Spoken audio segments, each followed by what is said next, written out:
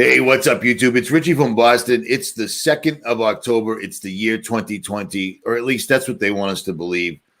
And I have been watching the chat, but I brought Days of Noah back in because we kind of expected something wacky like this. And before we hit the button to go live, we were mentioning that as ridiculous as it is, we live in a reality where a cartoon like The Simpsons, like the bipartisan report says right here, The Simpsons haven't been wrong yet. And now we have the president and his wife are in the grips of the killer virus with a 99.9% recovery rate. I brought Days of Noah back in. Brother, what do you make of this? And go as long as you want. Well, thanks for having me on again. I appreciate it.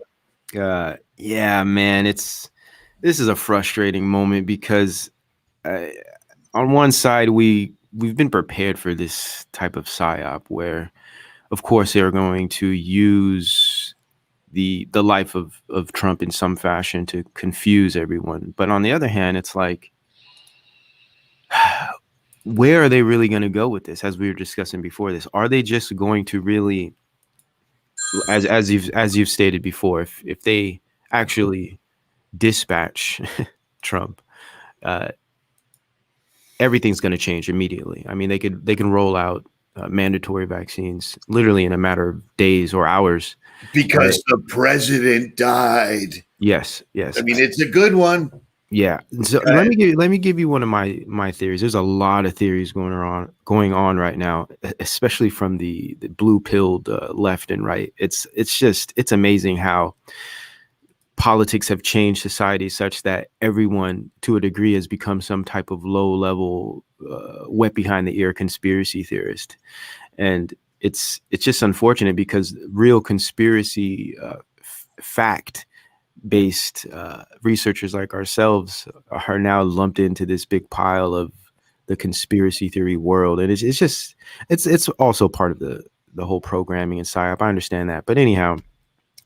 I'm looking at it like, and from the beginning of this, I really was focused on vaccines. I was thinking that, you know what they can easily do is bring in a virus, and they could make it appear as if it's extremely dangerous.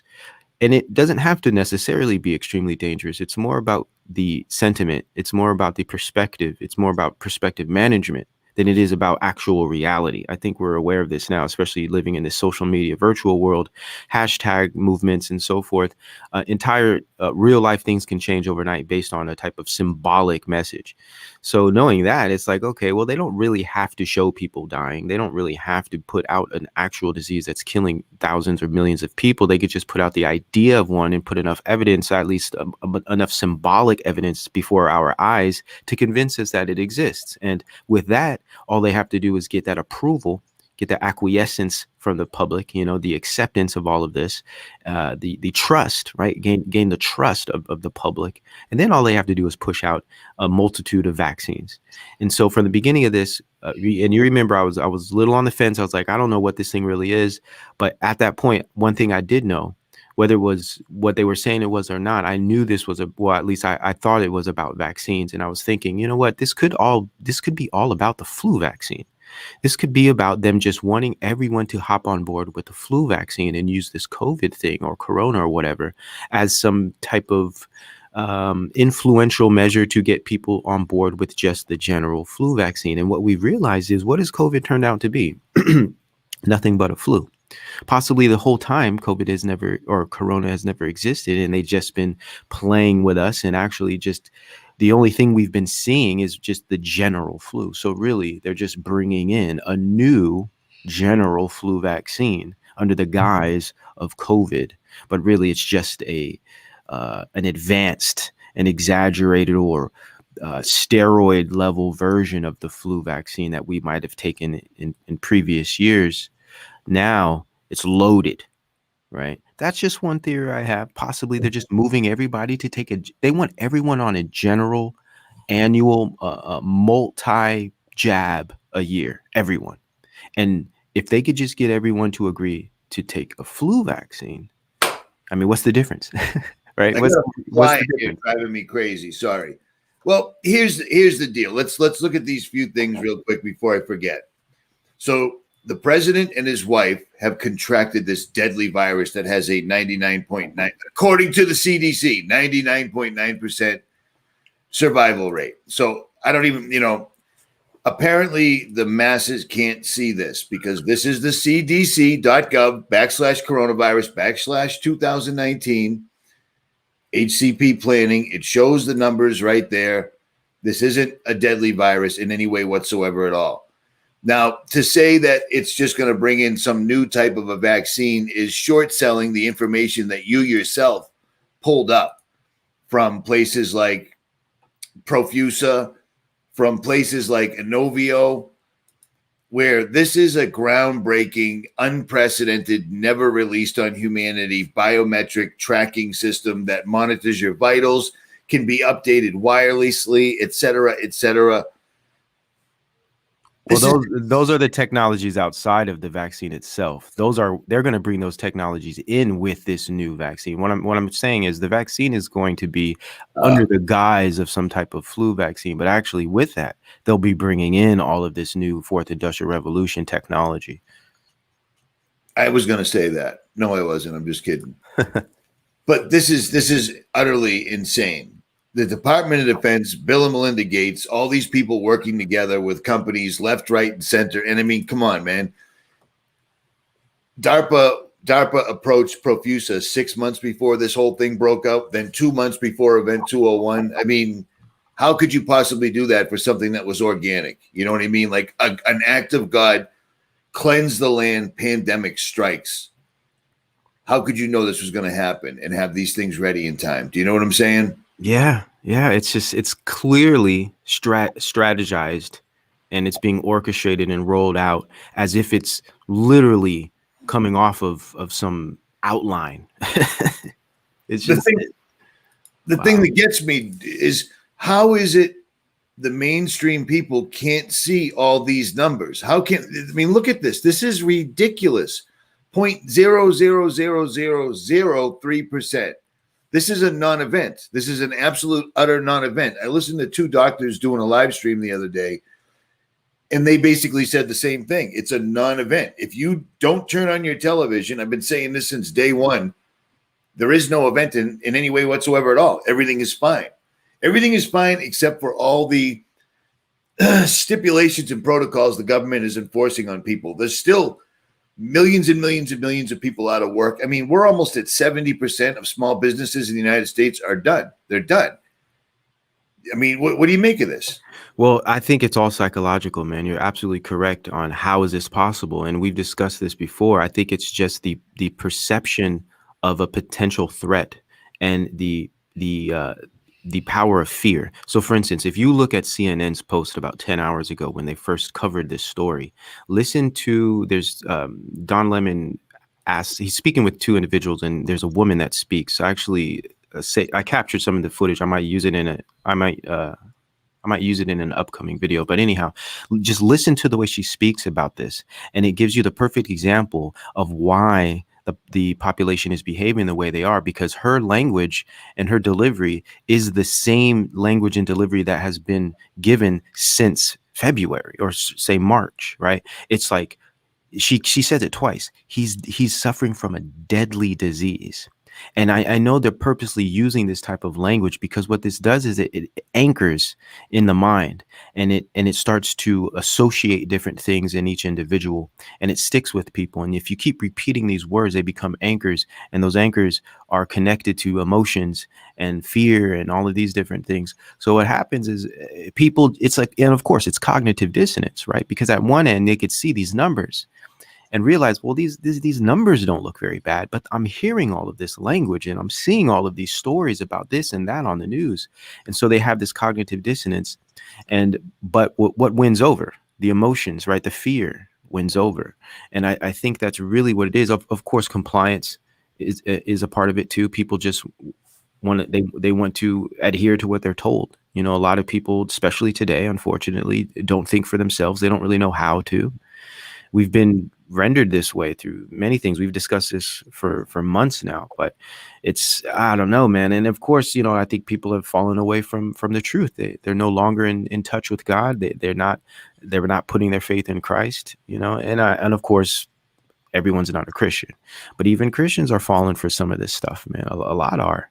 So it's frustrating, man. But at the same time, I really think it has to do with a very well played, well strategized and organized psychological operation via media, which is then I guess administered into the public successfully through social media, which is kind of its surrogate or its subsidiary, and it's a voluntary and very natural movement through social media, right? Because we're just passing it to each other, and we just parrot what we hear on the mainstream media, which is propaganda and psychological operations, and then we reify it through our social media and literally bring it to our communities in our homes.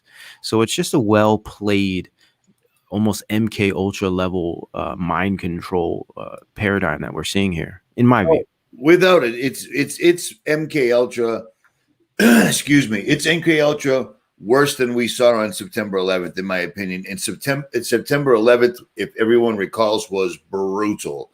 Nonstop replaying the plane, the plane, the plane, the plane, people jumping out of windows, etc. And then somebody finally decides that a jumbo jet wouldn't do what they're claiming it did, and then the whole thing starts to come undone. And we've got information, September 11th defied the laws of physics. How could a dude on a cave, on dialysis, on a cell phone or a satellite phone on the other side of the world conduct this entire thing and then also break the laws of physics where the buildings came down faster than as though there were no buildings below them at all? Do you know what I mean? They came down at free fall. Yes.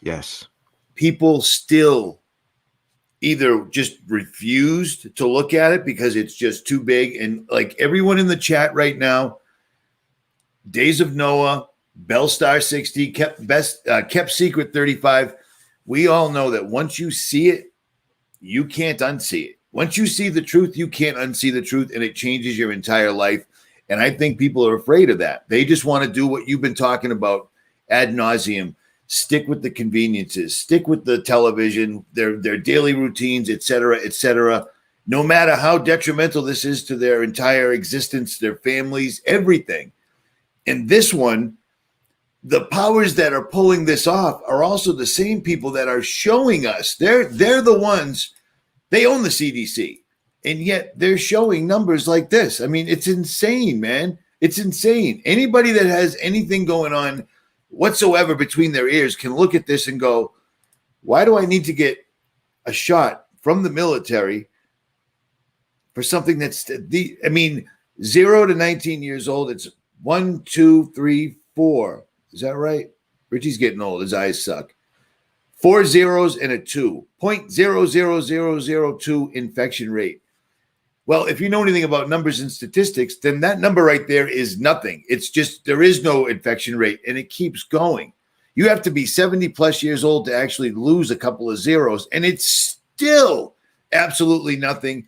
And yet the entire world had to be shut down. Countries are locking down again, which means we're locking down again. And now the president has contracted this deadly virus. It's not a disease. Disease is cancer, leukemia, something that, if left unchecked, apparently, according to them, has to be dealt with. A virus is something that comes and goes. And yet this is a world changer. I don't know if I was even on the right track just then, but I mean, these people, the CDC's putting these numbers out. They're so confident in their MK Ultra, in their fluoridization, chemtrailing, genetically modifying the food, programming people through television, all this stuff, plus the Wi-Fi soup that we live in right now that most people don't think one thing of. Good point. They're so confident that they can tell you that this is a deadly disease. According to presidential candidate Biden, everyone understands this because at every kitchen table in America, there's an empty seat because we've lost someone with COVID. These are all blatant lies. And on the other hand, they show you the facts. And people still are arguing or claiming that we're the bad guys for pointing this out. What does that even mean? I mean, that's MK Ultra on a massive level. It is, and I guess that's the creepiest part when you're kind of living in a society where you're part of such a small minority, and everyone else, the majority, thinks you're crazy, or thinks something's severely wrong with you, when in fact it's the opposite. That's the hardest part to deal with, I'd say. And I like how you brought up 9/11, because I think that's a good example to see how the public responded to that situation. And what did they use? Of course, they go to the boogeyman playbook. They use the threat of Islamic attack and the Islamic State. And what we're seeing now is just another version of that same strategy, but instead of Islam, we're seeing this type of phantom menace, COVID, Corona, or whatever they choose to call it. So it's really just a very successful play on the mind and spirit. Of course, this turns into a type of spirit, as you've stated, a spell. And America, as well as other countries, are under a massive spell right now. And it also has to do with fear of death. People fear death, they fear pain, they fear discomfort. And if you can instill those things as a possibility in their lives moving forward, unless they listen to you, they're going to comply. And that's exactly what we're seeing. Too many people are fearful of death, and too many people, unfortunately, put all their faith in man, and in the state, and in medicine and science. Not to say science and medicine don't help in certain situations, but we're dealing with a scientistic, or what one would call a state that's focused on scientism, which sees all things and all truths only acceptable when found through the empiricism, or through the scientific method. And that's just not always the case. So right now we're dealing with a technocracy where scientific elite and technicians are in control of everything, even our lives. And we've just been very successfully nudged into this position. So check this out. Let me, because I'm going to forget this. The Agent Ninja, this is the YouTuber Days of Noah. The links will always be below the video as long as the video stays up.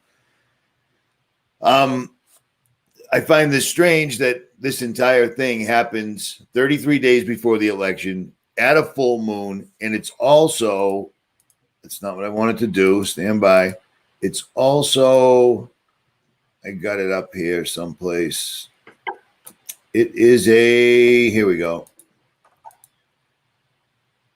I think you say Sukkot, October 2 to 9, which is strange because that's 9/11. Oh, whatever. At any rate, all of this being laid out 33 days before the election. I mean, because it's always right there. It falls within the 7-day time frame for the Sukkot. Whatever, I don't know what that means, to be perfectly honest. And what was the other thing? The full moon. And the end of the month, it's a full moon as well. These guys are going esoteric, but they always do. You have any thoughts on that at all, or you think it's just merely coincidental? Oh, absolutely. You're correct. There's always that esoteric layer. There's always the unseen, which is arguably the most difficult thing to reveal, because it's intricate and it's advanced and it's dark. It's dark magic, of course. But yeah, definitely. You look at the numerology and the numbers, the dates, the aligning with stars. I mean, it's really deep stuff, but there's always that element there. I think that element is it's mandatory in order for this to work, because all of this, at the end of the day, in my view, this is all ritualistic. All of this is rooted in ritual, and it's rooted because it is it's not a spirit. It's a battle between spirits. It's not of the flesh, right? It's a spiritual battle ultimately. So what we see and feel and hear is the surface level of things, but in fact, in my view, all of this is really working on a type of spiritual level, and they know what they're doing, because these guys, these groups, these bloodlines and families and organizations, societies, what have you, they've been working on this for generations and even centuries. And in fact, I think this spirit is passed down genetically, or at least in a type of spiritual genetic fashion. And these things we can't really explain with science, and that's what makes them so powerful, because they are beyond one's senses. So check this out. Just for those that were wondering where I was pulling up those statistics, it's right here from the Center for Disease Control and Prevention's website. The coronavirus disease 2019, blah, blah, blah, this, that, and the other thing. I'll leave links below so you can pull up those 0.0000, whatever it just was, 0.00 nothing. It's astonishing that this is moving full blast. And check this out. We talked about this in a live stream where we kind of went over the scenarios where Trump would be taken out of the equation. Would it be to set off to keep pushing this race war that doesn't exist unless it's on mainstream media? Or would they go this route? You know what I'm saying? If they went this route, in your opinion, what do you think the advantage is? The president has passed away due to COVID, even though all these numbers are available. The percentage rate of people recovering is ridiculous, but the president does fall into that one category where there actually isn't 5 zeros. There's only, what was it, for people 70 years and older, it was like 0.0048. Do you think they would actually try to pull this off, and send him away to wherever, Epstein Island, we'll call it? It's if they were to go that route, it would be devastating, mainly to the conservative right population. I think it's like killing the king, right? It would deflate the energy and the spirit actually of this side of the population, and in fact, it would inflate and exaggerate the fervor and energy of the left, right? So what we would see is this polarization on a level that we've never seen before. Some might say, oh, well, maybe people will come together. That's a possibility, under such a tragedy, but I doubt it. The way things have been, the edge that we've been driven to at this point, I think would say otherwise. And I think what this would do, if they were to go that route, this would give them all they need to really roll out some hardcore draconian order or draconian laws. I'm talking lockdowns. I'm talking mandatory vaccines. I mean, there's no questions asked, knocking on your door. Yep. I could see that coming easy if they were to go that route. If they were to go this route, it would answer questions you and I posed in previous live streams. Remember when I showed you the field of what appeared to be portable jail cells in California? And you said they'd have to do something really dramatic in order to justify using cages like this in the treatment of people, etc. Do you think this could be the catalyst right here? If they were to do this, I could easily see riots or just different types of reactions that would justify literally caging people up. Because say you try to, well, if he were to actually, if they were to make it seem as if he passed, this could also scare and frighten the anti-vaxxers or the anti-COVID population too. Possibly this could get them to want to agree and actually follow through or do as they're told regarding this situation, or they could rebel. It could go either way, and it's really hard to tell. But I do know that is the dramatic move they would need to pull to take things to that type of level. And I think what they're discovering, or what they've been discovering, is a lot of people are waking up, man. We know this is BS. We know there's no point in a vaccine, in a mandatory vaccine, multiple vaccines a year for something of such low level. We're aware of this. So they have to dramatize the situation to change our perspectives. And also about the flu vaccine, what I was explaining earlier, another thing that kind of added to that idea was I've seen, and these are just images I've seen, I have to look more into them, but I've seen images of signs in certain businesses that say, in order for you to work, you have to have a flu vaccine. Now, they're not saying a COVID vaccine, they're not saying a COVID vaccine, but they're saying a flu vaccine. So this kind of speaks to that idea I had. Possibly they know they'll never be able to get an accurate COVID vaccine, but they could give the false impression that they're working on it and then say, you know what, we weren't able to do it, but guess what? We have a really good flu vaccine. And now that flu vaccine is mandatory so you can work, because we can't take any chances of people not only spreading COVID, but spreading the flu and COVID. That's double death in their language. So, well, now we have this new system where we're going to give you implants, biochips that'll connect you, and blah, blah, blah. The whole fourth industrial revolution, nanobot technology will have a perfect platform to be rolled out. So I thought that was interesting. Businesses are literally forcing people to get flu vaccines to come back to work. It was pretty surprising to me, but did speak to that idea. But anyhow, this whole Trump situation, it could go two ways, man. It could go many ways, but I'm looking at one, he gets over it and it's not a big deal, and it empowers the right and empowers his movement, which leads us into that type of psyop that we have been discussing before about Trump being this red herring that's going to give a false sense of victory, and then he's pretty much going to turn us over to globalism, or they could take him out and just do the whole plan that you've been discussing for a very long time, and which I agree with, if that were the route that they take. What do you mean, the one I've been discussing for a long time? And just FYI, someone in the chat just accused you of being loquacious. How do you like them apples at 10:47 in the morning being called loquacious? I don't even know what that means. Everyone's going to have an opinion about you. It's all good. I'm just making fun. You can't satisfy everybody. So I understand. I'd have to say, listening to myself and Days talk, it's the exact opposite ends, and that's why we do this, because it seems to work out pretty well. You know what I'm saying? It does. I can't figure out the words to say. No, it does, and I appreciate that. I think contrast is cool, man. And again, positive or negative perspectives on me personally doesn't really mean anything to me, because me as a person doesn't matter. It's all about the ideas. We're here discussing ideas. That's what's important. Check this out. Let's get back on track here, because I already lost what I was going to say, shockingly enough.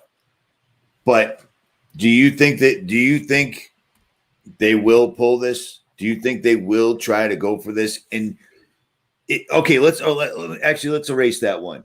If the Simpsons, if the cartoon show, which was brilliant, it was brilliant for them to introduce things like the Simpsons and then literally put things that were going to happen out there. And if you pointed to a regular person, they'd go, dude, you're trying to tell me a cartoon was telling the future? But it does. It showed the sun being blocked out by Mr. Burns. And then we have Bill Gates and Harvard University blocking the sun, geoengineering, chemtrailing, etc. Then they show Trump coming down the escalator with a guy holding the Trump sign, and he drops it. And then in real life, it really happens. But they also, remember, Lisa Simpson's the president. Donald Trump was the previous president. This was before anyone even thought anything about Trump being president. They're showing him dead. If they did pull this Simpson card, Epstein Island card, or whatever, from what you've seen right now, how do you think Trump supporters would act? Because now their ship the ship that they've been on, that's not only sinking, it's underwater. We've gone over this before. Trump's on the bow, keeping everybody complacent. Nobody's doing anything while they're doing their thing. If they pull Trump out of there, what are all these people going to do with no Trump 2020 anymore? Yeah, that's the big thing right there. That's why I said the theory of killing the king. It's like once you kill the king, the people become just a bunch of sitting ducks, basically, and that's the possibility here. And I think that is something that we should consider. And I think that's pretty much what you've been discussing quite a bit regarding the possibility of them taking him out. It just sets everything up perfectly. I mean, for total destruction and control, to really roll out some new state of just draconian law, I think what better way than to kill the king? And then what you're going to do is you're going to have this left population that's going to be ecstatic. They're already, trolling the president at the moment, right? So you're going to have this rejuvenated left that is just going to, I'd say, just pile on the whole situation. So, and if I am being too talkative, you're not, dude. You're not. It was a joke. That was it. Dude. If I read out everything they say about you and I, we'd never get anything done. It's one dude. It happens. You know what I mean? Sometimes people are insulted because you're not you're not descriptive. You don't use the proper terminology, which I do all the time. And half the time I forget what I'm saying while I'm saying it. You, on the other hand, you get on point. That's what I love about it. You know what I'm saying? And like I told you before we went live, I've been out in the desert or the Badlands, whatever they call them. It's dry, it's dusty, and I'm trying to find grizzlies because this is one of the few states left in the country where you can actually find a grizzly bear, which I've never seen, and I love this kind of crap. A hunter's been attacked, and another one's been charged. So I'm out there trying to find one. Absolutely unarmed. I have a folding pocket knife and a camera, and I'm trying to find a grizzly. But while I'm out there, I was listening to your video, America the Blight, which wraps in 20 minutes. You basically encapsulate everything that's happening right now and what the end game is. And then I listened to the other live streams because you lay it out there, man. I'm so appreciative that someone like yourself actually takes the time out of their life with the wildfires literally at your doors half the time, the riotings encircling your residence. You still find time to do this. And I mean, I gave you 5 minutes notice, just like every other time. Hey, you want to go live? Sure. And then here it is. So yeah, don't ever apologize, man. That's what you're here for. Right on, man. Right on. I So appreciate that.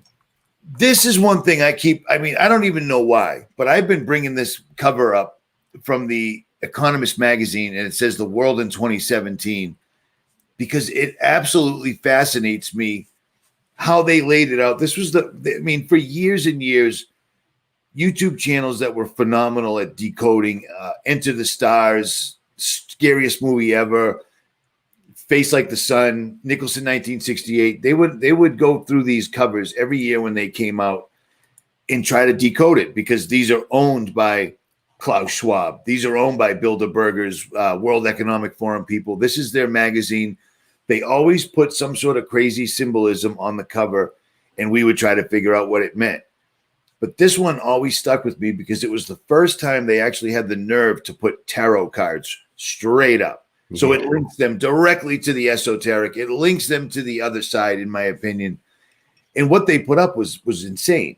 I've said this a million times. Donald Trump holding a scepter and an amulet, sitting on the American flag, rolled up under him like a toilet on North America. And it's called Judgment, the Judgment card. When you made the link, I don't remember. It was one of those old time writers. I forget who it was, but it was Nietzsche. You said he was the Uberman, and Donald Trump was basically the personification of America. Billionaire, model wife, does whatever he wants, becomes president, MAGA, runs the country into the ground while still convincing people he's somehow making it great again. I find it strange he's on the Judgment card. Son of a bitch. I just forgot what I was going to say. That's what happens when I get too descriptive. What do you make of this? What do you see in here? Is this coming to pass right now?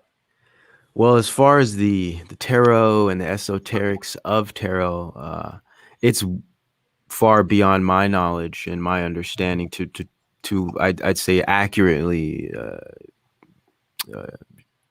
explain what's going on. So I don't want to claim as if I actually know something I don't.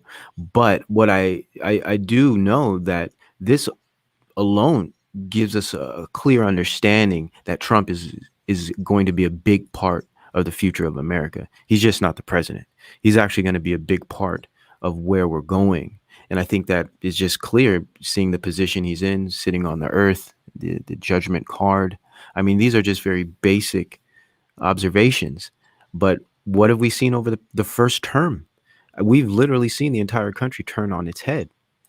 And we're going into the possible second term, literally days before the election. And what's going on now? He's been infected by an alleged deadly virus, right?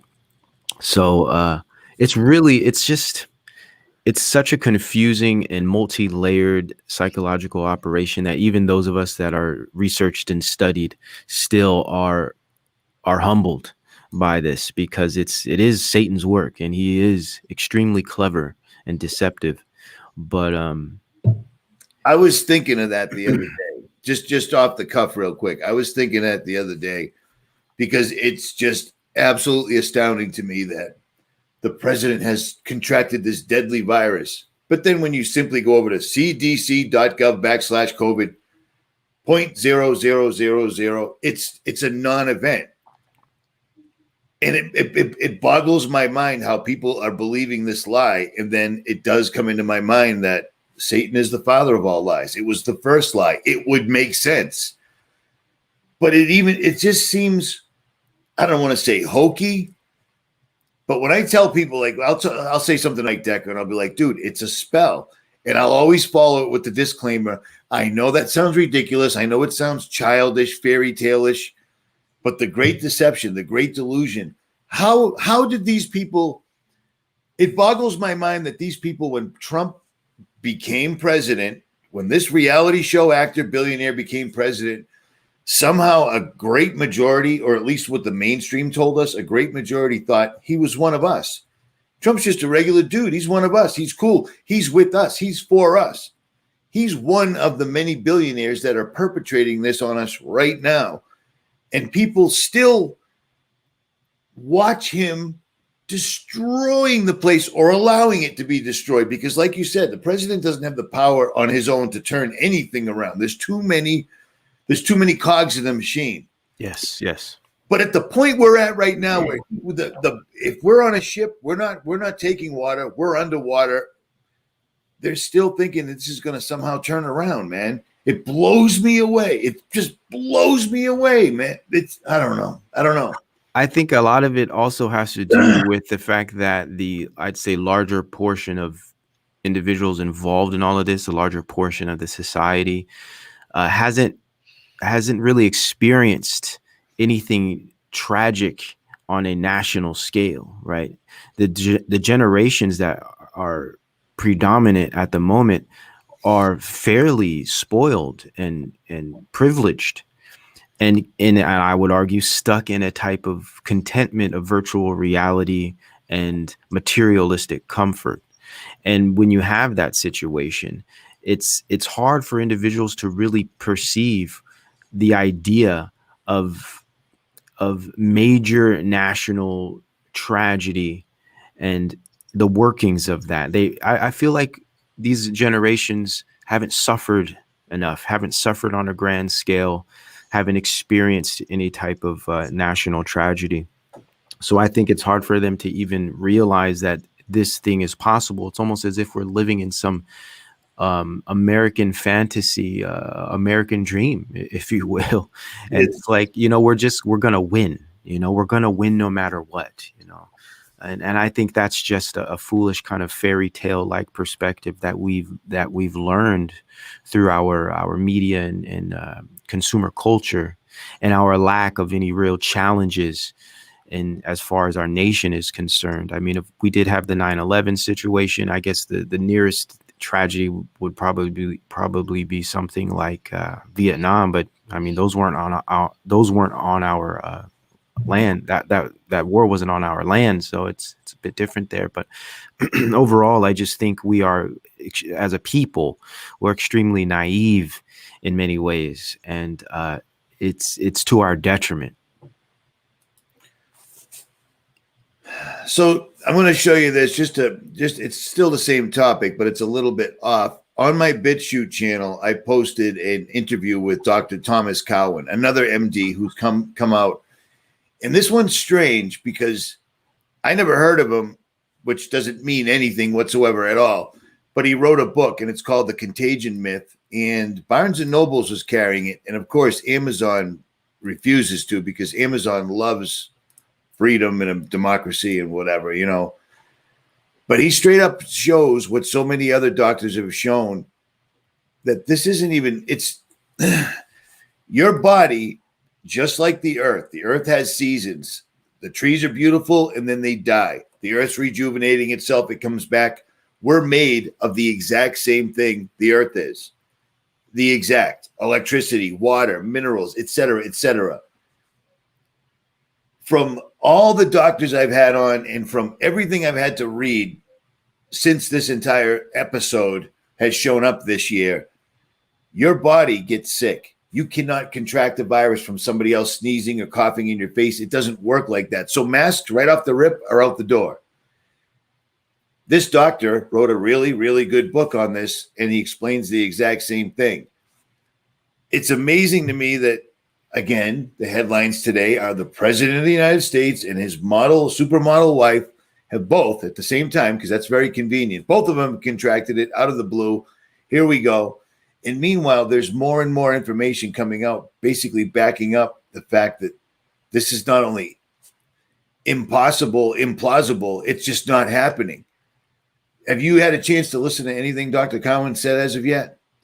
I haven't, but I've listened to other doctors that are pretty much saying similar things, and that's a really it's good, but it's unfortunate that Too it little, doesn't too seem to be late. reaching enough people just yet. But a lot of doctors are coming out with more info exposing this, which is nice, but It doesn't seem to be stemming the flow, man. it's not. That's the part that gets me. It's like, this is great, but at the same time, it's not doing enough. And who knows, maybe more will occur over the next month or two.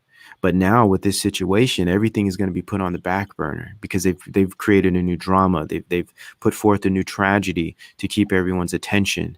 And this is any movement, anything prior that was important is all going to be forgotten for the meantime. And again, they always do the combined disasters. So they'll probably pull some type of shooting or something, another black-white dynamic kind of dialectic. They'll pull something else during this time. They like to kick when you're down. So we're just in a very transient position or moment. And it's really hard to call exactly which direction things are going, but we can clearly see that the drama is being heightened, and we definitely have to be prepared. And I think you've been doing a great job at preparing people for some of these things. But be prepared for some of these ideas of lockdown, blackouts, rolling blackouts, issues with food. Be prepared for some of these things coming into the winter, because I think that idea of dark winters is there's an esoteric definition inside that I think is important to consider right now. We just might have a literal dark winter. So I think this is leading us towards a moment of pain. I think we're a trial, I think, is ahead. And we just have to pay attention to all these signs that they're giving us and ignore all the signs of peace, because peace is not in the cards. Let me tell you, over the years, I've been labeled this, that, and the other thing. And I get it. I put some fairly wild ideas out there over the years. And maybe that didn't help me, but I put out a lot of things that absolutely came to fruition. When myself and Days of Noah, which are two separate sides of the coin or whatever, both draw the same conclusion that be ready because they have warned us. The darkest winter is coming. We were talking about this before we went live. The guy, I believe his name was Richard Bright. He was a former vaccine executive who was ousted from the vaccine community or whatever, probably told the truth and they got rid of him. I don't know. He was the one in the summertime that the mainstream picked up for 3 days only. He kept bringing up the term darkest winter, darkest winter, darkest winter. And he was warning that Americans weren't going to be ready, blah, blah, blah. And then it all went away. There's an operation called Operation Dark Winter, which was, you want to run with this? Because Operation Dark Winter was a contagion getting released in the United States and the drill that dealt with it. Is that accurate? Yes, that was during the whole anthrax situation. Right. And the same people behind that are the same people behind COVID, mind you. Right. Now, here's another thing. And for those that watch the skies like myself, Mike Decker, etc., I got some of this on video. I've got more crazy stuff on video, and I really ought to put it up. But I'll tell you what, before we go to another country to spread democracy, the first thing we do is we lace the entire area by aircraft with chaff or things that look like spider webs. And what it does is once it's hit with a frequency, it knocks out their power. First thing we do is we blind the enemy. The last several days, at least in the West Coast, they've been doing exactly that. We've got video of, it was raining spider webs. And the mainstream actually addressed this and said, those are just flying spiders. It's mating season. Well, I'll tell you what. Spiders are probably smart enough to know not to start mating in October, seeing how spiders are very similar to reptiles. They don't do well in the cold. This stuff was coming straight out of the sky. And then last night I saw they literally shortened the day by an hour. They just completely knocked out the sun at 6:45. It was dark out. The red plasma, whatever it was in the sky, was unbelievable. A full moon came up, and it looked like somebody was holding a match behind a wool blanket. You could not see it whatsoever at all. So they may be getting everything ready. Be prepared for it, and if nothing happens, you're so much the better. But they've gone after the food on massive scales. Food's an issue, and food is part of it. Rockefeller's reset the table. They're trying to tell us because of COVID, we need to start eating differently. And they're using this pandemic and others like it to take away pork, to take away cattle, to take away chicken, because all these things are spreading it. There was even a story, a real story, and this was on The Simpsons, where your cat needs to quarantine with you because cats are now spreading COVID, even though we already know for a fact that COVID or any other flu or anything like that originates in your body. It doesn't come from outside sources, etc. Just bear in mind, as insane as this is, they're only going to get away with what the majority allows them to, and the majority seems to be just giving them free reign. So they're getting creative with it.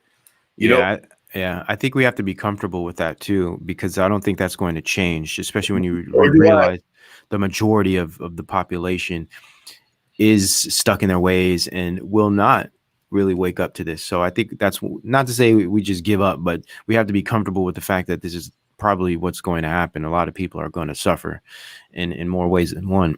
But this, as you've stated and I've stated in the past, this is a war of attrition. Okay, they're gonna slowly create the friction in multiple areas, and it's going to cause serious pain and this type of incremental abuse until we bow down, until we're broken, until the American spirit is broken. And I think that's what this is clearly about, because in my view, this is all about deconstructing the Western civilization as we've known it, in going towards a post civilization, what Bolding would say post civilization, where everything is based on technology. And the human being is second rate. It's actually about the technology and information that's the leader, that's the God, and even nature in that sense is over the human being. And we're already seeing that. We're seeing exactly this direction. And as you've stated, it's going to be all of these different things, because they have to change all of these industries. They have to reconstruct all these industries, whether it be the food industry, energy consumption in the energy markets, internet, for instance, Wi-Fi, all of these things, 5G, 6G, 7G, all of these things have to be rolled out quickly.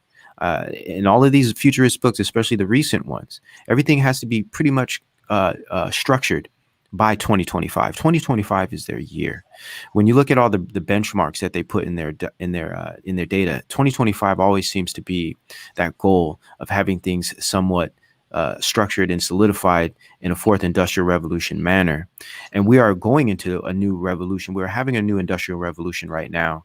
And the only way that they can get 300 plus million people to follow this in a matter of 5 years is to do some type of war of attrition that includes abusive methods like fake pandemics and racial warfare and stuff like this, political circuses and political controversy. So this is really all has to do with the revolution changing the entire society to this new technological society, but also changing the human. And that's see, it's the transhumanism angle. That's probably the biggest part. I'm talking genetics. I'm talking like this biochip grid situation. All of this is ultimately the goal, to change humanity, to turn humans into something else. And we've been putting this stuff out here, but not enough people, I think, are paying attention to the importance of these things. It's much bigger than the politics, but ultimately it is a war of attrition, and we're going to slowly see this abuse increase over time, and be prepared for that. That's all it is, and it's not about fear at all. We've been exposed to these ideas. We've known what's coming. It's just now time to do the work and to get your house in order and get right with God, and make sure you're prepared in an earthly sense as well as spiritual. And just SHTF, man, you know? That's it. That's it. Now, you just reminded me of something. I'm glad you did, because I was thinking about this yesterday, and I'm like, remember to ask him this. We get accused as Christians, as people that understand that God's only begotten Son came to this earth and died in a brutal fashion, whipped with. I mean, the Shroud of Turin literally shows the damage to Jesus's body, which was unbelievably horrific, only to rise 3 days later. It is done. I can't say it all perfectly, but you know what I'm saying. As Christians, these guys always accuse us of waiting around for Jesus to come back and fix everything. I don't see it that way. That's not what I'm doing whatsoever at all. Jesus is going to come back whether I believe in him or not. That's the beauty of his system. It doesn't make any difference. And he'll come back on his time. No one knows the day or moment, blah, blah, blah. I don't mean to say it like that. I don't mean to discount it. That's how I talk, before anybody freaks out. You made a comment, or you made a statement in one of your videos previously where you said you think that this time might be God calling people to fight back. Yes. Do you want to expand on that a little bit? Because apparently some of the people in the chat somehow don't know who you are. So break it down for them. Well, I think it's actually very simple. I think it's just professing the gospel alone is fighting back. And I think that's ultimately what we're doing. Now we're describing things, we're exposing the darkness, we're describing things from a secular perspective to get, earthly understanding. But ultimately, I mean, this is all about professing the gospel and bringing people to Christ, right? And showing people that ultimately this is the eternal truth. There is an eternal truth, and that is the order of God. That is the plans and will and glory of God, right? Through his son, Jesus Christ. So fighting back is literally exposing the darkness, but also professing the gospel. And in that, you have to, in order to even be able to do that, you have to be breathing, you have to be living, right? So of course we have to keep our earthly house in order, our temples in order. And that has to do with health. That has to do with protection, protecting your home, protecting your family. And we understood in scripture, Christ tells people to trade in materials for swords. So we understand we're supposed to fight. We're not supposed to sit back and do nothing and then turn a blind eye, or should I say turn a cheek in every single moment. I think if we read scripture enough, we will understand this. So, and also as far as God bringing people back, I think there's a positive element to this. It isn't just the world's falling away and everything's ending. That's part of it. Yeah, there is a dark movement. There is a revitalization of darkness and the occult and satanic spirits and powers and principalities. Absolutely. But there also is the other side of what the Father is doing. The Father's hand, I believe, is moving and changing all of these things for his glory. And I think that in that, we're also seeing a new movement of Christians, a new awakening to the truth, a new entire population of people coming to Christ and coming together, because, we're going to have to come together eventually, guys. We will be running to the wilderness and meeting each other. When things get seriously hairy in those moments. We're not there yet, of course. But how are we supposed to do that if God doesn't move us, if God doesn't create some type of movement, bringing his children together? And I think we are part of that. All of us here, everyone listening right now, we are all part of this, and God's hand is moving us right now. In my view, I think this is exactly what's happening on the other side of all of this, because it is a spiritual battle, good versus evil, and we're on the right side. I agree with you on all of that. And I'm not just saying that because it's easier. I want you to take a look at this and really, really drink this in and understand when I'm going to show you this. This is from the Pope, the Roman Catholic Pope from the Vatican, how this ties into Noahide laws, which we've been warning about for years, because every president, people are always worried about the Muslims and Sharia law and everything. Well, no president's ever signed anything to do with Sharia laws. But they sure have signed a lot of things for the Noahide laws. And the Pope is now calling for a lockdown on the Sabbath. It's Saturday. I don't know why this says Sunday. but to let they're trying to say that because of COVID, the Earth's had a chance to relax and rejuvenate, and we should make it a law where no one can do anything on the Sabbath whatsoever at all in order to let the Earth rest. Have you seen this? Do you know anything about this? This is news to me. This is extremely interesting. And It's great. Go ahead. My the bad. use of the term Gaia Gaia. is very significant. Very significant. Hold on. Let me see if I can pull this up.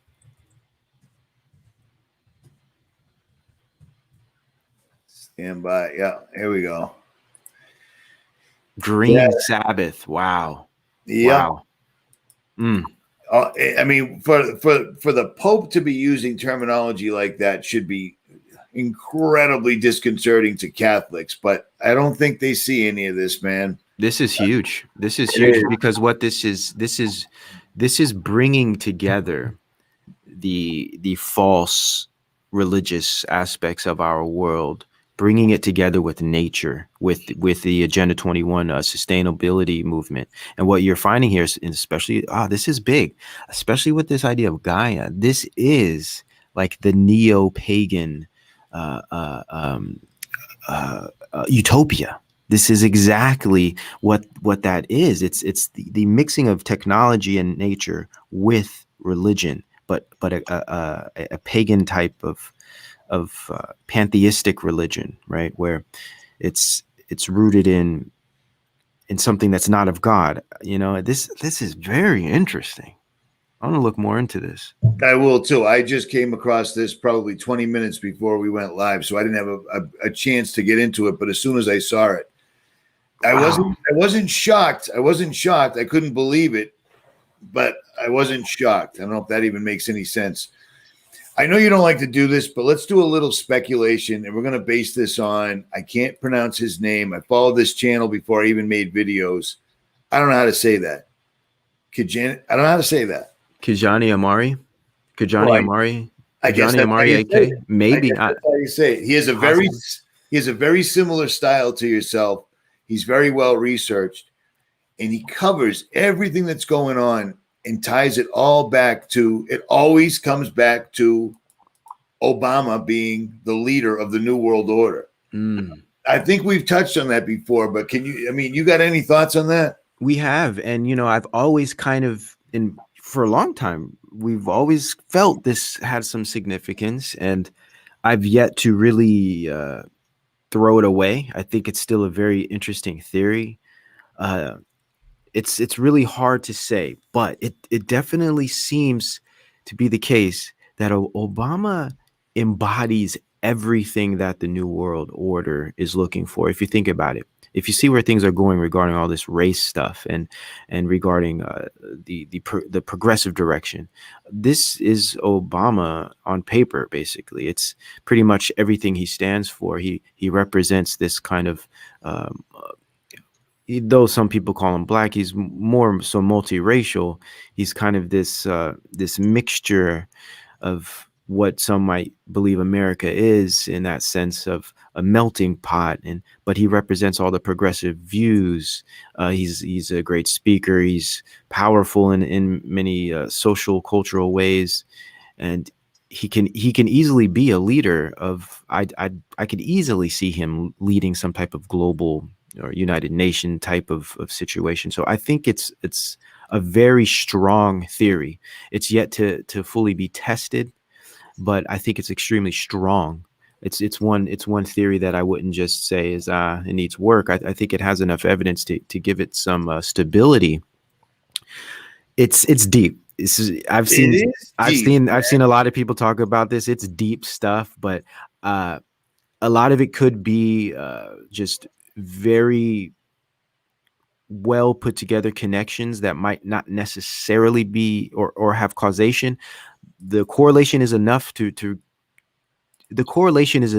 you interested. Let's put it that way. I could easily see it happening, though, especially with this whole Trump thing. Imagine if they take Trump out and they make it possible for Obama to come back. Everyone would love it. They would go for it. I mean, it could easily happen. It looks like you said at the end of your last video, they're making the plates. The table is set. That also applies to Obama, because he would, if he was the last president before Trump, the racial divide that the mainstream tells us is happening, and that the wealthy people are their proxy armies, etc. It would check off so many boxes on the New World Order list. And I'm showing you this right here from Freeman TV. I had Freeman on years ago, and we discussed. Oh yeah, I remember Freeman. Yeah, This is, well, he's still around. He's still around. He's just not. I don't think he's on YouTube anymore. I'm not exactly sure, but he's still on Twitter, etc. You cannot take. You can bring every year. George W. Bush is the Antichrist. Bill Clinton's the Antichrist. Hillary's the Antichrist. Trump's the Antichrist. Everyone's the Antichrist. But Obama. This is a picture he took of Michelle and Barack Hussein Obama, lightning from heaven. These two matched up perfectly. And Obama's even in one of the king's chambers, and he's looking at a statue, and he's like, hey, that's me. Because it is. I mean, dude, this is a split shot right here. I don't know if I'm showing this good enough. This is a split shot, and it's dead nuts. It lines up with Michelle and Barack perfectly. Now let me run this by you. When you die in the United States, they take your blood out, they take your organs out, they fill you full of all sorts of chemicals, they wrap you up, they put you in a box, and they bury you.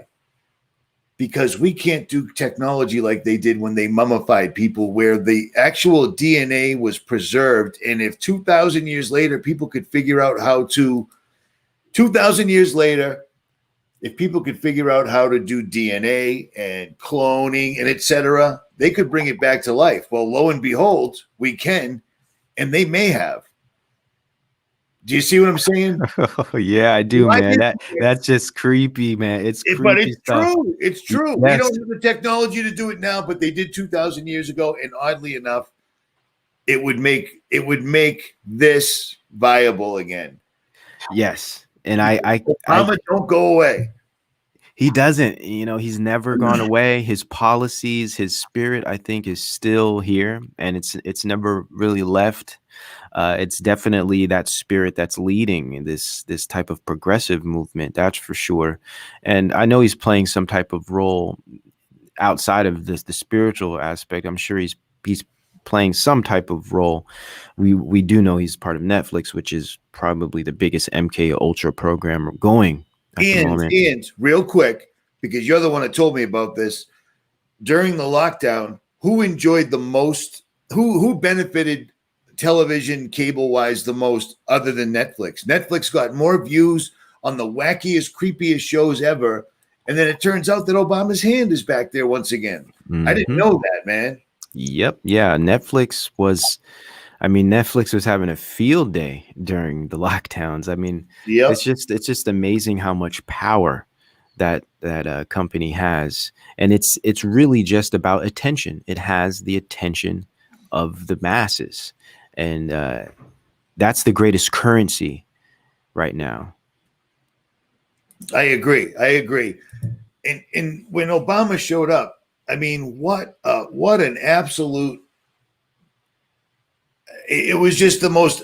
We just got attacked by Osama bin Laden. We're going to war with Iraq, and then we get a guy whose name is almost all those things. That was weird. Yeah, Osama, Barack, Iraq. It felt like a troll. It was like, are they trolling? It was a troll. You know what I mean? Yeah. And then it's lightning from heaven. And then just the things that he said. He was he was the president that signed the One World Trade Center. We remember, we rebuild, we come back stronger, which is WWW 3 times, which is 666. It's just creepy, crazy stuff. And like I said, I don't know how to pronounce his name, but he does great videos. It's astonishing that he's, after well over a decade, he's only got 40,000 subscribers. I don't get it. But he ties the Black Lives Movement, Q, everything, and it always wraps around and comes back to Obama every time, man. I like the theory. I really do. I think it's strong. I know you don't like speculating, etc. But I mean, I like speculating. I don't like making affirmatives. When I'm speculating, especially something of this level, because it's deep, right? But at the same time, I like this theory. I think this theory is strong. I just it would be unfortunate if it were to come up that it's not the case. Then all of that hard work would kind of almost be for naught. But I think it's very strong and extremely interesting, and I wouldn't for a second just throw it away and think it's useless or silly. I think it's actually a very, very good theory. Well, and it also comes to the forefront a little more now, because now our president has contracted this deadly virus that kills a fifth of every person that gets it somehow, or whatever. That's even, you know what I mean? It plays now. It does, man. It does. That's the part that's like, wow, man, this is getting serious, man. Yeah. No, it's happening, and I mean, It's happening. That's it. It is happening, guys. it is happening. It is happening right now. And it's astonishing to me how, from what I'm seeing, I mean, I'm out in the West. I mean, I can go to the most rural areas ever with people that have the most modest homes, farms, homesteads, etc. No matter what their lifestyle is, they've adorned their houses with these enormous Trump 2020 banners. And now suddenly the president has been diagnosed with a deadly virus. Things are going to change, man. I mean, this train is rolling. It's rolling. They might slow it down a little bit, but it doesn't seem to be stopping, man. And I'm hearing, I don't know anything about this, but I've seen this a lot in the chat, that apparently 2 doomsday planes are being pulled up on flight radar. Mike Decker's not home right now, but I'll get him on that. Trump is diagnosed and the doomsday planes are in the sky. I've seen this about 200 times in the chat now. Wow. It could all be conjecture, but I don't know anything about it. Nor do I'm I. not really hip to doom planes. Well, those are the same planes that were circling the skies of New York City on the tragic day of 9/11. I see. You know, with that, where we were completely caught off guard, yet the doomsday planes were up there monitoring everything, etc. We're just in crazy times. And I find myself, when I talk to people, I'll tell them something, and then I'll always follow it with a disclaimer, which isn't normal. That I know this sounds crazy. I know this doesn't sound real, but I believe there is a great delusion going on right now. People just ain't seeing it, and they're not going to see it. And these people are using it to their advantage, because social media, CV19 is, I'm going to say this is the greatest social engineering event we've ever seen happen, ever. Ever. I agree. It just blows me. It's astonishing to me that they can say the president has this virus, and then you go to the same source that's telling you about this, and they're saying, but this virus has a 99.00005% recovery rate. That's all. That's too small of a fraction not to say everyone survives, or it's not even real. Yeah, and I think that's the goal, to kind of create this standardized state of cognitive dissonance in the population. Because when you do that, I mean, cognitive dissonance, someone who's constantly in this state, they're confused. They don't really have any stability in their decision making and in their understanding. So imagine if you can get the entire population to behave in this way, or to experience life in this way. You got them in your hand. So I think that's part of that, how they, even though it's so obvious, it's like, it's so obvious. Come on, how could this thing even be a concern? Yet, on the other hand, they're giving you mixed messages. They're giving you different messages and examples that would say otherwise, or at least provide a potential. The potential of something happening is enough to scare people and get them in order.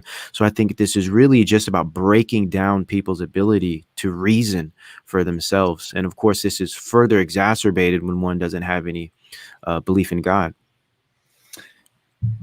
I think it's part, I mean, I haven't studied this ad nauseum or at length, but I think the constant, everyone's going to die from this unless you get this vaccine that's going to be given to you by the military, that's never been given to anyone before, blah, blah, blah. And then on the exact other side of their mouth, 99.0009 recovery rate. Mm-hmm. I think that is MK Ultra, where they just tell you the truth and tell you the lie in the same sentence, to the point where you just go numb and you can't hear it anymore. Double think. Yes. This is Orwellian MK Ultra. Absolutely. Cognitive dissonance is a huge, I'd say, traumatic technique or method used in MK Ultra programming. So yes, absolutely. The whole thing is MK Ultra. I think COVID as an operation is just an MK Ultra operation. You know, if we want to look at mind control, MK Ultra programming, I think that's pretty much what all of this is. It's kind of the umbrella. MK Ultra is the umbrella, right? Yes, yes. So it's crazy watching this, and then put all that to the side and think about this. Myself, you, the 5,000 people that are watching right now, for the most part, it doesn't affect us. We can see this clear as a bell. You and I talked about this. Me and James Corbett talked about this. Everybody I had on, we talked about this when it first started to flow. This isn't going to go anywhere. People aren't going to buy this. This is stupid. And yet we were horribly wrong, because this went full blast. People were voluntarily locking in and urging everyone else to do the same. Stay safe, stay home, which doesn't even make any sense at all. What happened to growing up, getting your hands dirty so you could build up your immune system?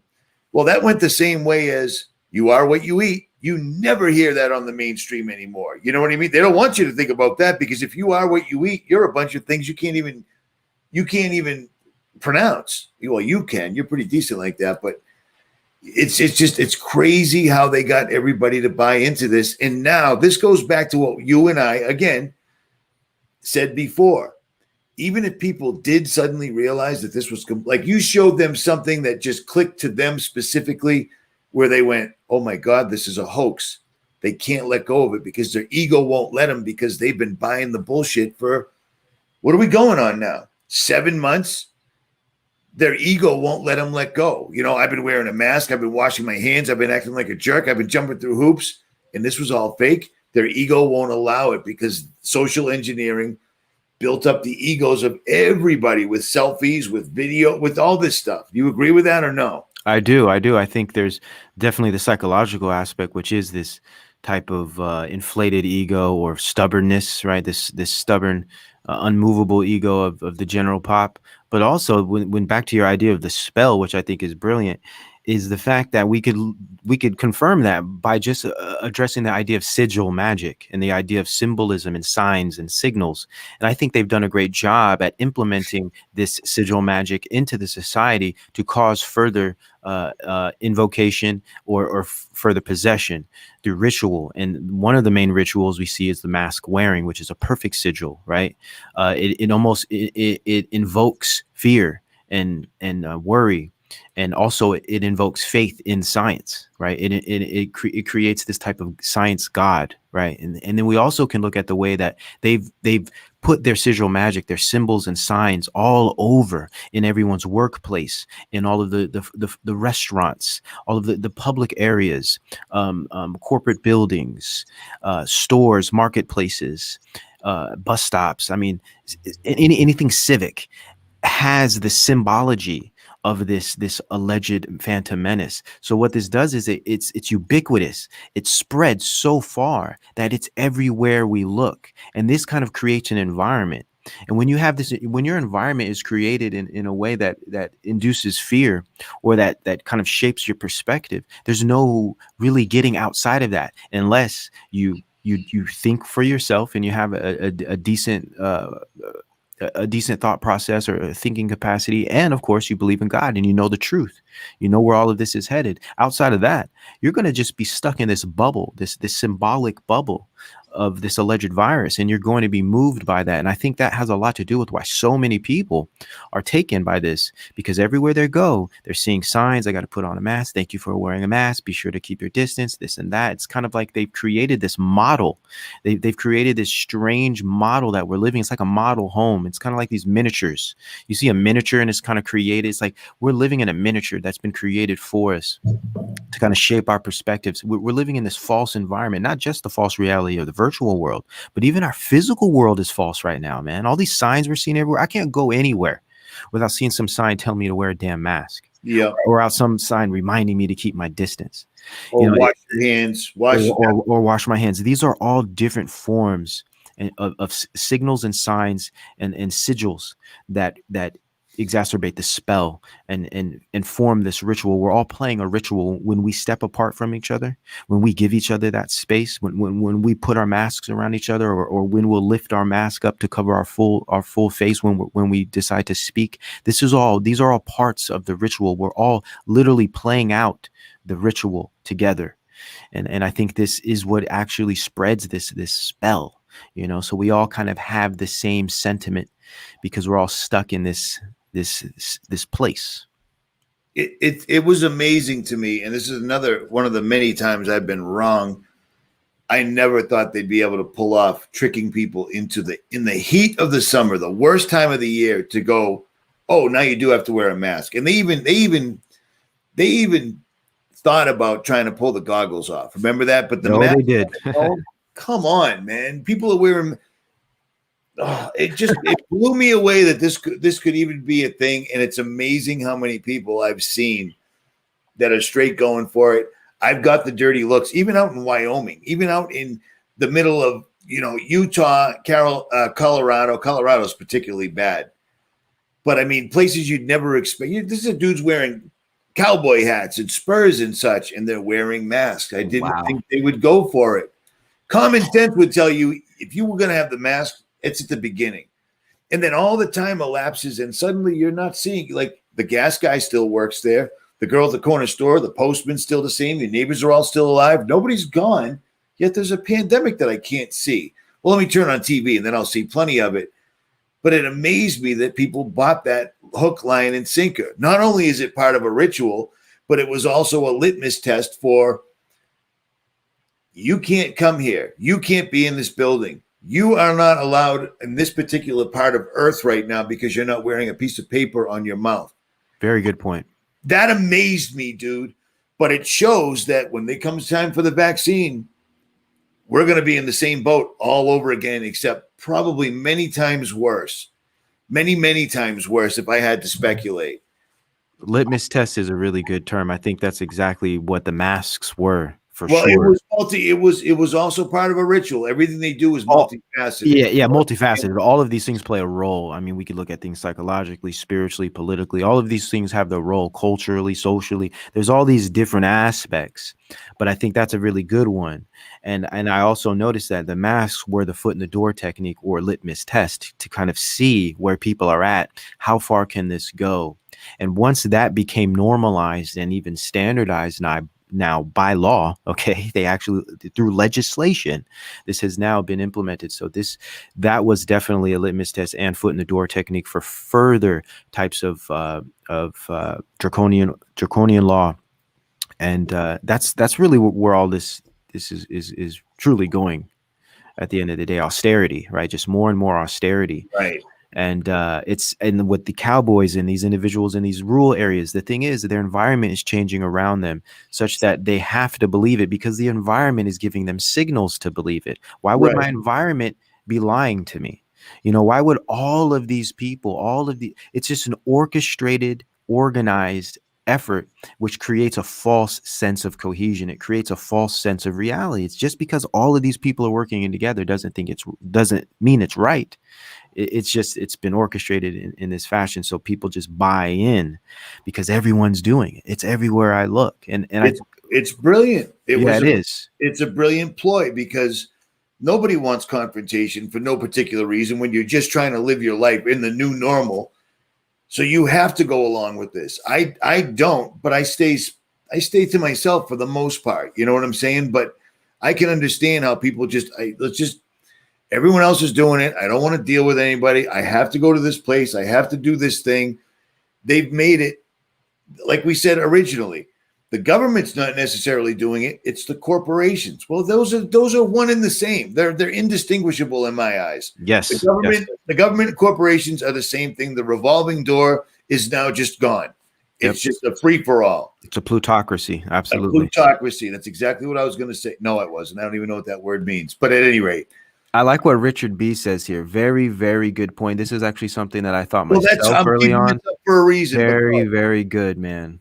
There it is. I like that because I was on kind of on that a while back. I was like, check this out. They make the first vaccine a placebo, make it seem as if it's helped or something, as if it's done something well, and then they bring in the next batch, but then it's loaded with the tech, right? I like that. That's a very, very good idea there. Now, Richard, the reason I kept this up here was I find it strange that they were publicizing like Inovio right here, Moderna. Who was the other one? I did the video where the two people took it. One person ended up having symptoms that were like multiple sclerosis. And they said, oh, it wasn't the vaccine. You just had MS and you didn't know it. And now we've diagnosed it for you. So you're good to go. And the other person said she took the vaccine and said, they just killed God. I can't feel God anymore.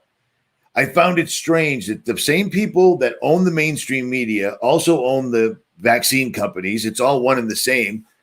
Why would they put that information out there when they could just simply give everybody in the first vaccine trials a placebo? You'd never know.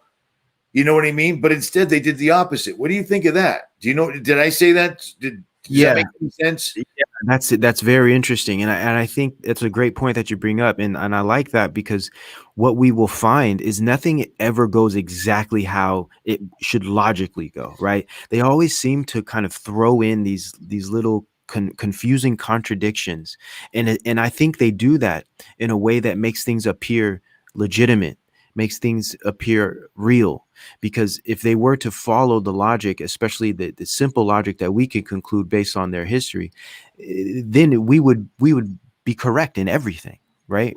We would have their whole plans laid out. So there are these weird techniques that they do in these weird tests. Sometimes they expose themselves. It's very strange. For instance, they've been putting out videos about vaccines that have been nearly killing people. Right. So it's like, but at the same time, could this possibly be more trauma? Again, they do the double mind, they do the cognitive dissonance, the push and the pull, the cold and the hot. So they're like, you know what? We're going to promote this vaccine like it's going to save your life, and it will, yet it might possibly kill you. Right? Now, They're coming out with all of these side effects reports now, but they're still expecting you to take it. That's trauma. Right there. Well, are they doing that? Like you said before, they want to build up the bad guy. They want to make a certain section of society the enemy, which would be us. Are they putting up these posts so that we'll get more infuriated? Like, look, it's making people. The vaccine trials are making people sick, etc. Are they doing that? There you go. There you go. Because I think that's a good point. They're always going to try to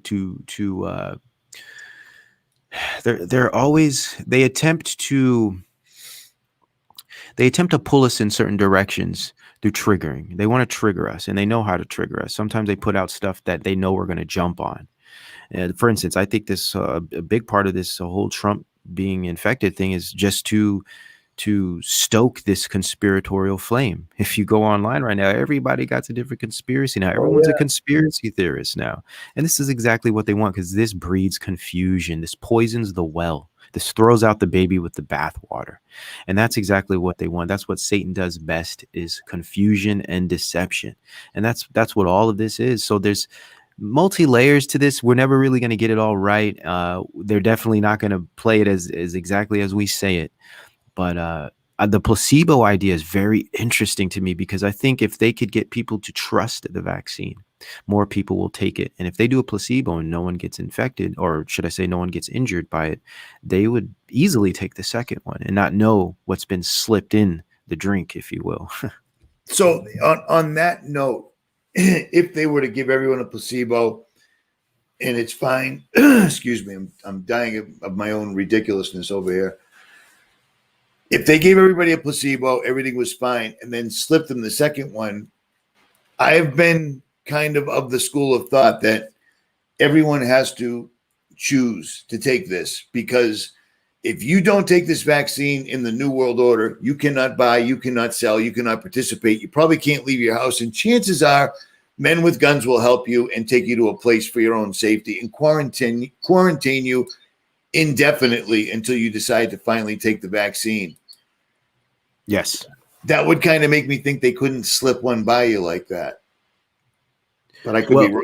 Well, what could possibly happen is that they do the placebo, So the vaccine seems harmless. So now they'd almost have more opportunity or more reason to force it or mandate it, or at least make it pretty much impossible to survive in the world without it. And it's like, why wouldn't you want to take it? You know, the first trial went perfect. It's safe, you know, and then we know, like, no, I'm not taking anything, right? And then we wouldn't be. I don't think we would be held down. I don't believe No, they'll there's ever. no way they're going to hold Yeah, us down. yeah. I don't And see that happening. But we will be barred. We will be blackballed from the general society. We won't be able to travel. We won't be able to do the niceties of society, if you will, but we'll create our own lifestyles. In fact, I think we're really going to be going back to more traditional ways of living. We are actually going to go back to the early modern civilized world where we will be living like, you know, say the late 19th century, early 19th century, late 18th century. We'll be going back to those types of lifestyles, which I don't think is a problem. In fact, I think it's more healthier for the natural human being that we're not made for all of this technology. We're just not. And I think that's why we see a lot of this fallout now, because we're partially human at this point. I think that's a nice idea, but I really, really don't think they're going to allow anybody to just go be, because they don't let you be in this society now. They have to have their finger, no matter what you're doing, you need to pay them. You need to follow their rules. I don't believe they're going to allow, I think they're going to force. So I mean, I don't want to be the bearer of bad news, but I don't think they're going to allow us to just, all right, you guys want to go over there and stay there and try to grow in the soil that we filled with barium, strontium, aluminum. You guys want water? Well, that's going to cost you money. I don't know if they're going to, I don't see that happen. I don't know. I hear you, but I don't know. Real quick. I definitely see that perspective. Love good, hate evil. You're telling me to check out Anthony Patch. So you're unaware that he was on with me on my channel every day for like 6 months. We had a like show or whatever you call it. Yeah, I'm all set. I know who Anthony Patch is. So thanks for stopping by. I just don't see them letting us live. Like, you guys don't want to participate, go over there and try to farm the land, try to do your thing. They don't let us do that now. And with the surveillance grid that they're putting up, that they put up and they're putting up, I don't think there's going to be any hiding from it. Just my opinion, and just watching the military training all over the United States in the craziest places in the last 10 years on the Appalachian, like every place you would expect to run to the hills, magically somehow the U.S. military is training there, even though they have perfectly good training facilities that duplicate the environment that they're in, let alone the fact that we've been at war my entire life. They don't need to train. We're always at war. So it's on, it's live. Indeed. I hope that's the case, but I just refer to Brave New World and the island of heathen or prehistoric type humans who were just living normally, opposed to the specialized humans that were living in the tech society. And of course, if this were to be the case, the population would be extremely small, mind you. We'd be a very small minority, and I think we'd be insignificant in regards to the amount of population that are actually in the grid, in the system. But again, we're only speculating here, and I do totally understand your perspective. I think that's probably more realistic given what we've seen and what we've read. But prepare for anything, because we don't know. So it's a good idea. It's definitely a good idea. It's something that I've focused on the last 10 years, just trying to figure out how to, a city boy in the middle of the woods, figure it out. I've tried. So when we say prepare, that's every which way. But most, I mean, honestly, and again, I feel like giving out the disclaimer.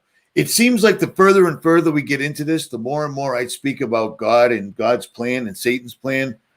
It feels like I'm not being genuine. It feels like I have to say, I know this sounds crazy, but this is literally Satan orchestrating this entire thing. Does that make, I don't know what it is. I don't know how to even explain it, to be perfectly honest.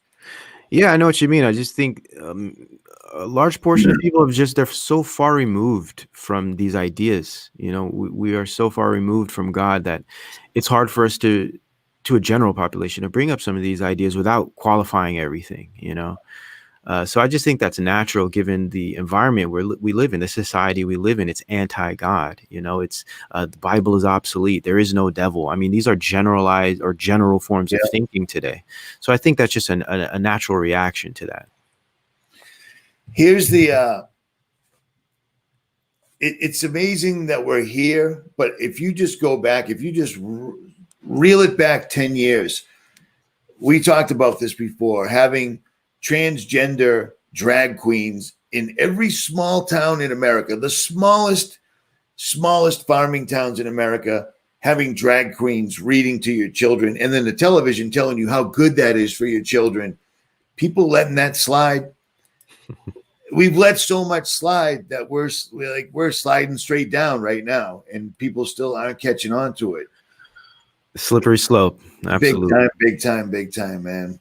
It's creepy to see what it's worse. It's bad enough seeing what we already have for us to see today, but just imagine 10 years from now. Can you even imagine 10 years from now, man?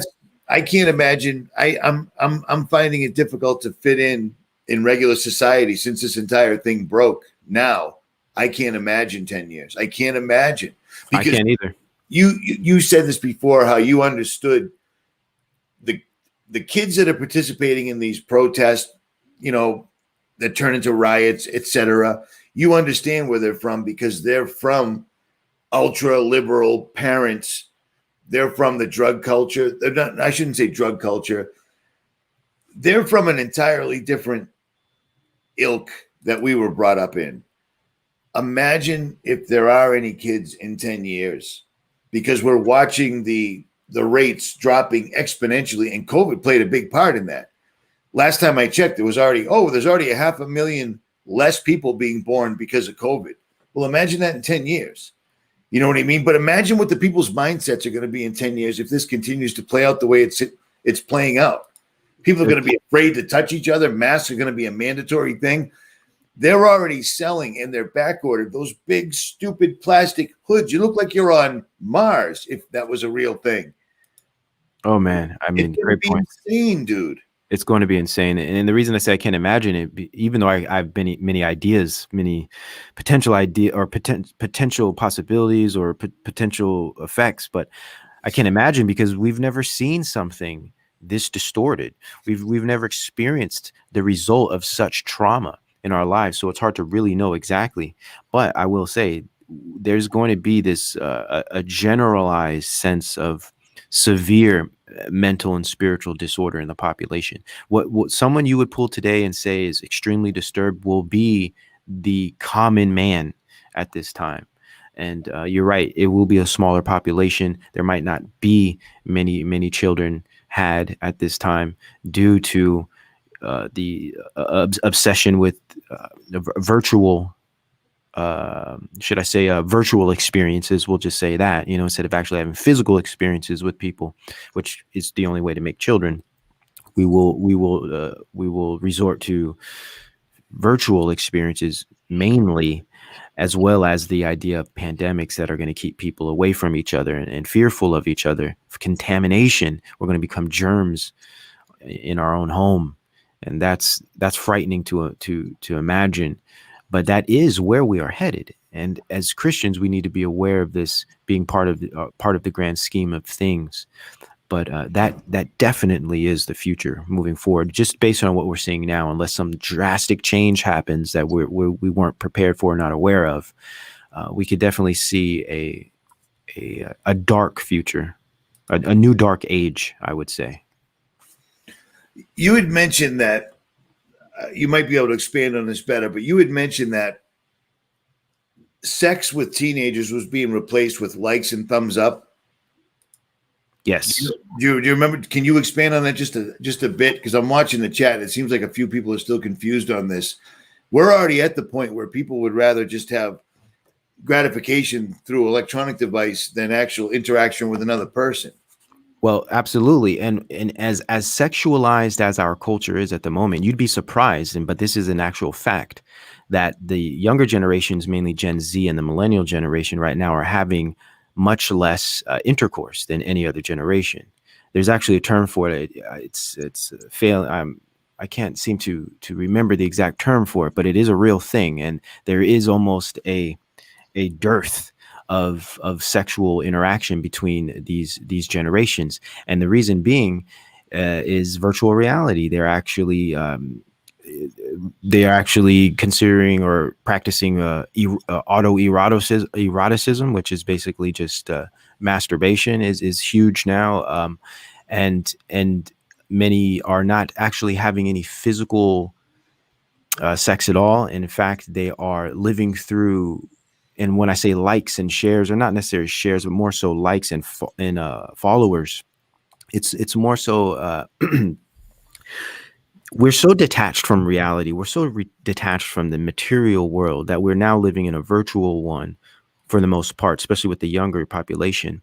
And they're so detached from the material world that now the material world is no longer sufficient or even necessary to supply them dopamine and to supply them happiness and to supply them meaning. Before, we would look to make relationships and make friendships, physical ones, tangible relationships.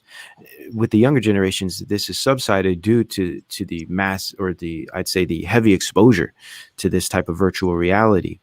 And what's worse is COVID has increased this due to distancing and covering the face. So it's unfortunate to see that we were already in this depletion, this moment of decline physically and materially in the real world. We're going there just because of social media and the internet. But now with COVID, it's increased it. Anyhow, the younger generations are basically not really having sex. And I'm not saying that's a bad thing, because I think sex should be within marriage. But the point is, this is saying something for the future that is unprecedented. So what we find is that the physical world is no longer very necessary, because young kids and teenagers and young adults today are living through their avatars. They're living through the experience of their avatars on their social media. They're much less living an actual life, living a real identity, proving who they are in the real world, opposed to curating who they are on screens through profiles and avatars. This creates a false sense of self. This creates, and this is what my book is mainly about, these ideas. Oh, you mentioned the book finally. Yes. Oh, It's not finished, but yeah, it'll be ready soon. But nice. I go into a lot of this stuff. This is pretty much the focus of the book, the younger generations in the current climate. Anyhow, so what we find here is that these young people are now replacing real living with virtual living, and this is why it is easy for them to exist in the world and not have to have the satisfaction of physical relationships solely through likes and followers, because it gives them a false sense of meaning through attention, right? They're getting attention, and this gives them value. So today with the younger generations, value of the self is gleaned through how much attention you can receive. They call it the attention economy. And it's a huge thing right now, especially with those from 13 to say 30 right now are part of this economy.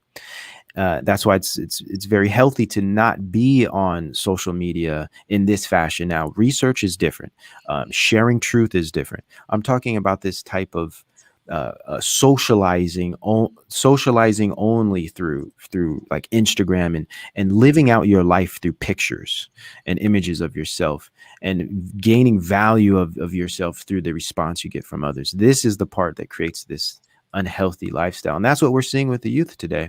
And and there's many examples on Instagram of, and even what's it called, Tinder, I think, is another good example of this. Young women and men do the same, but they go on these platforms and they collect people. They literally collect people. That's crazy. And these people that are drooling over them constantly form a response in them. It forms a type of stimulation that is strong enough emotionally to replace the physical stimulation one would gain from physically being with another. That's the part that's so disturbing about this. They can survive content and happy just based on this collection of individuals that seek them or that pursue them. And that is enough to give them that satisfaction. And when you find a lot of young girls living this lifestyle, and young men, or the young men tend to be the ones chasing through the virtual world, and the young women are just collecting the indirect stimulation. there's less children to be made. And more so, it's not about the sex, it's about the relationships. The relationships aren't being formed. Therefore marriages will not result. Without marriages, without relationships, you have no children. So we see this pattern with the youth of the relinquishing of real relationship building. And I think that is my main point, is that the simple fact that social media and virtual lifestyles and the curation of the false self has replaced actually forming relationships with real people in the real world. And once you stop that bond, there's no way you're going to have children and marriages in any traditional sense. We're moving into a post civilization where children will no longer be born at the rate as they were in the past. Marriages will kind of become obsolete, and these types of very narcissistic coupling and interfacing is going to be what the human experience is. Unfortunately, that's the direction we're going, and the younger generations demonstrate this perfectly. Let me ask you, without spoiling it or anything like that, but did you touch on in your book, did you touch on the fact that television, all this technology, everything works on using frequencies, colors, flashes, etc., to mess with people's minds, to make them, like the scrying mirror? I haven't touched on that. That's one area I did not touch on specifically. You're talking about the cognitive effects of. Yes, I haven't. I actually should do something on that, because I have a few really good books on that. No, dude, don't do. I don't want you to have to stretch this out any longer as far as writing the book, like rewriting it all, because I know how you get. I know that. I've rewritten this book probably 4 times now. I would imagine. So yeah, don't go that route. But somebody in the comments quite a while back, actually a few people, had mentioned that pornography was the downfall. Well, if everyone remembers, I'm old enough to remember. Some people in the chat might not remember when there was no internet. But when it first came around, unless you were a computer person that knew how to do codes, ones and zeros and this and that, the only thing the internet offered anybody was porn. That was it. And people were seeing, this was the first time that average Americans, people in the rural neighborhoods, and anybody had access to child pornography, stuff like that, stuff you maybe you had heard about it, or you saw a news show about it or something to that effect. But the only thing the internet offered anybody was pornography, and it just progressed exponentially. That should have showed us right there and then what this technology, what path it was going to take us down. And someone said we opened the door to technology. We didn't open the door. We answered it. Technology came to us. We had no choice. It was just like AI, where the guys creating AI are like, we have no control over this. We're going to have to actually churn ourselves into robots so that AI doesn't conquer us and turn us into pets. Well, just stop making it. Well, I can't do that. It's amazing. It's amazing. None of us asked for this. I remember life before technology to this extent, where everything was a phone, a camera, a listening device, a recorder, etc. Every, answer you want from Google is right at your fingertips. I remember when you wanted to go find a friend, you actually called them or you went and met them someplace. It doesn't work like that anymore. And they've destroyed the fabric of everything using it. And it's just continuing now. Absolutely. When we watched Event 201, what was their main concern? 5 hours of blathering of all these rich people talking about how bad the world is and how much worse it's going to be if there were a pandemic. Their only concern was flood the mainstream with our information and shut down opposing voices. Not we have to figure out, have people eat healthier or take the fluoride out of it. None of those concerns showed up. It was simply push our message on a massive scale and shut them up. And that's what they're doing. It was a war on information under the guise of a war on a virus. Right. It's all about information. All right, brother. My butt is killing me from sitting here for so long. And I'm glad I got you back on again, because 3 of my channels just got off suspension today. That's probably only going to last today. So I figured I better live stream while I can. It bums me out that Richie from Boston, that channel had 120 million views on that one channel alone, and it got taken down. I got a guideline strike for a video that I uploaded, but I never published. I never planned on it. at all. I just uploaded Wow. it to YouTube so I could use it for something else, and they nailed me. And it's like, Wow. are you kidding me? Are you kidding? Yeah, they're relentless. So It's just they're stepping it up, man. it is what we remember the old days. We were like, wow, there's no censorship at all. This is crazy. Yeah, the pendulum has swung. That was short lived, huh? It was. It was. They needed to gather their data, and I believe they have it. But yeah, thanks for having me, man. I always Yeah, enjoy no worries, man. No worries. All right, guys. Richie from Boston, Days of Noah. As always, the links will be pinned in the description below the video. They're not there yet because the video ain't over yet. And this is not a television show. This isn't a program. It's two dudes on YouTube trying to reach people and trying to figure out which way is up in these particular days we find ourselves in. The days of Noah, indeed. Indeed. Richie from Boston, Days of Noah. We are out.